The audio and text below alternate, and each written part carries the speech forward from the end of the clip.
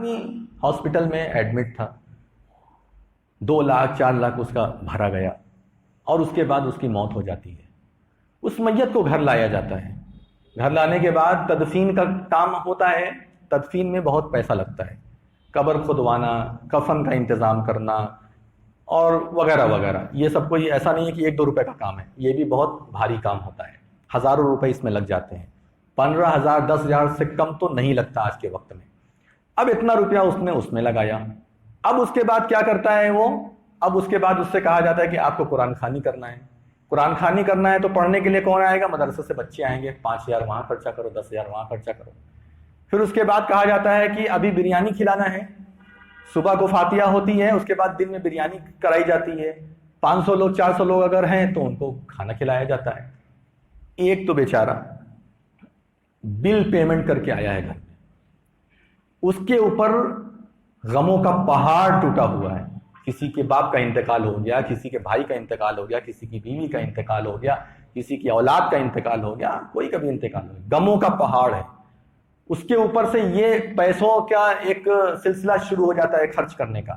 اس کے اوپر سے بریانی بھی وہی کھلائے گا، اور وہیں پر بس نہیں ہے، 10ویں تاریخ کو پھر ایک فاتحہ کروانا ہے، اس میں سارے پورے خاندان کے لوگ اکٹھا ہوں گے، اس میں بھی پھر بریانی چلانا ہے۔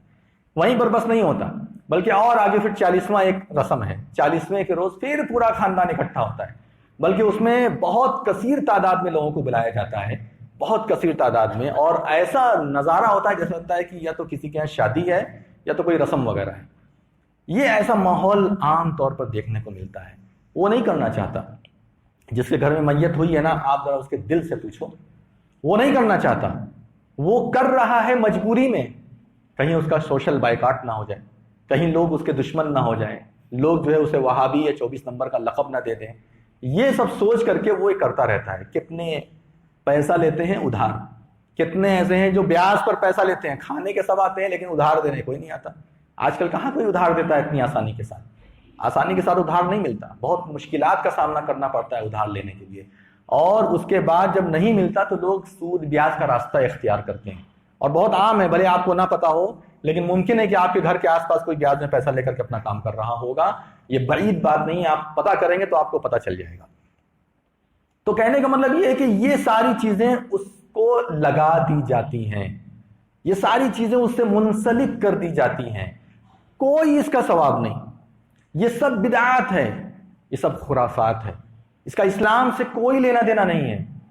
بلکہ کیا ہے طریقہ یہ ہے، جعفر رضی اللہ تعالیٰ عنہ کا انتقال ہوا، اللہ کے رسول صلی اللہ علیہ وسلم تک خبر پہنچی، گھر تک خبر پہنچی، آپ نے کہا اصنعوا لآل جعفر، آل جعفر کے لیے کھانے کا انتظام کرو، ان کے گھر میں ایسی پریشانی آئی ہے کہ وہ بے خود ہو گئے ہیں، کھانا بھی نہیں کھا پائیں گے، بنا بھی نہیں پائیں گے، تم لوگ کھانا پکاؤ، پکا کر کے آل جعفر یعنی جعفر کے گھر والوں کو کھانا پہنچاؤ، وہ کھانا کھائیں گے۔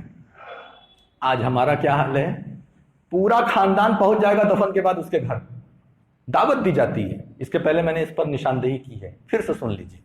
یہ نہایت بدترین قسم کی بدعت، جو لوگ اپنے گھر میں بریانی کا انتظام کر رہے ہیں دفن کے بعد اور دعوت دے رہے ہیں کہ وہ بھی اتنا ہی گنہگار، اور جو آ کر کے کھا رہا ہے وہ بھی گنہگار۔ کس بات کا تم کھانا کھانے جا رہے ہو؟ کس بات کا کھانا کھانے جا رہے ہو بھائی؟ ولیمہ ہے، عقیقہ ہے، کس بات کا کھانا کھانا؟ وَلَا تَأْكُلُوا أَمْوَالَكُمْ بَيْنَكُمْ بِالْبَاطِلِ، آپس میں باطل طریقے سے کسی کا مال مت کھاؤ۔ مال کا مطلب روپیہ ہی نہیں، کھانا پینا بھی۔ کس بات کی دعوت ہے یہ؟ اللہ کے رسول صلی اللہ علیہ وسلم کی حدیث سنیے، مسند احمد کے اندر فرماتے ہیں ایک صحابی کی كُنَّا نَعُدُّ الاجتماع الى اہل المیت وصنیعۃ الطعام بعد دفنہ نیاحہ، کہ ہم لوگ دفن کرنے کے بعد، کان کھول کے سنو اہل حدیثوں، قبرستان میں دعوت ملتی ہے ہمارے سلفی قبرستان میں، اور یہ تمہاری ذمہ داری ہے کہ اس بدعت کو ختم کرو۔ یہ جو بدعت لے کر کے آپ لوگ چل رہے ہیں، اللہ سے ڈر کر کے اس کو ختم کرو، اور چھوڑو کون کیا کہے گا کون کیا نہیں کہے گا۔ جب بھی قبرستان میں دفن کرنے ہم لوگ جاتے ہیں، جب ساری چیزیں ہو جاتی ہیں، باہر نکلنے لگتی ہیں، مولوی صاحب گھر میں کھانے کا انتظام ہے، چلیے۔ کائی کو انتظام ہے گھر میں کھانا کھانے کا؟ کیا ہوں میں؟ یا عوام کون ہے اس کے گھر میں کھانا نہیں پکائے؟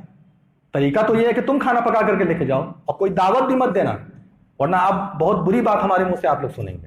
اگر کوئی دعوت دینے کی کوشش کرے گا قبرستان میں، کان کھول کر کے سن لیجیے، ابھی تک میں اخلاق سے پیش آیا، اب اخلاق سے پیش نہیں آؤں گا اس مسئلے میں۔ نہایت ذلیل قسم کی بدعت، جس کو صحابہ اکرام کیا کہہ رہے ہیں، کنا نعد الاجتماع الى اہل المیت وصنیعۃ الطعام بعد دفنہ نیاحہ، کہ ہم لوگ میت کو دفن کرنے کے بعد اس کے گھر میں، یعنی اہل میت گھر کے جو لوگ ہیں جس کے گھر میں انتقال، اس کے گھر میں اکٹھا ہونے، اور صنیعۃ الطعام لفظ دم صاف ہے، کھانا پکانا، کھانا بنانا، وہاں پر کھانا بنا کر کے اور وہاں پر جمع ہونے کو، کھانا کھانے کو نوحہ اور ماتم شمار کرتے تھے۔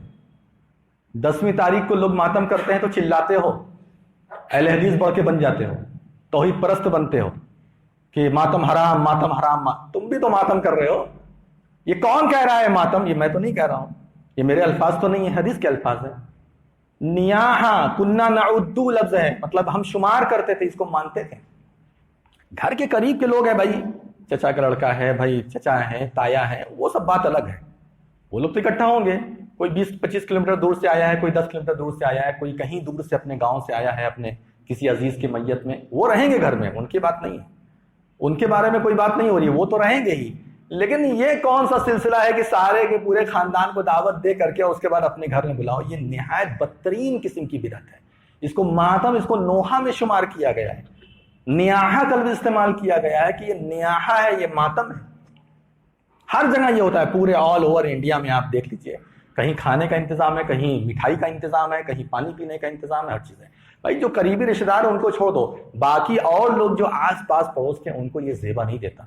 اس کے بعد آپ تعزیت کرنے کے لیے جائیے، دوسرے دن تعزیت کرنے کے لیے جائیے، ملے تو تعزیت کیجیے، تیسرے دن بھی آپ تعزیت کرنے کے لیے، یعنی کہ ان کو صبر کی نصیحت کرنے کے لیے، اور ان کو یہ نصیحت کرنے کے لیے کہ صبر کرو، اور اللہ تعالیٰ نے جو بہتر سمجھا وہ کیا، اللہ تعالیٰ کی مرضی تھی، اللہ نے کر دیا، آپ کی ذمہ داری ہے صبر کرنا، یہ سارے کام کے لیے آپ تعزیت کیجیے۔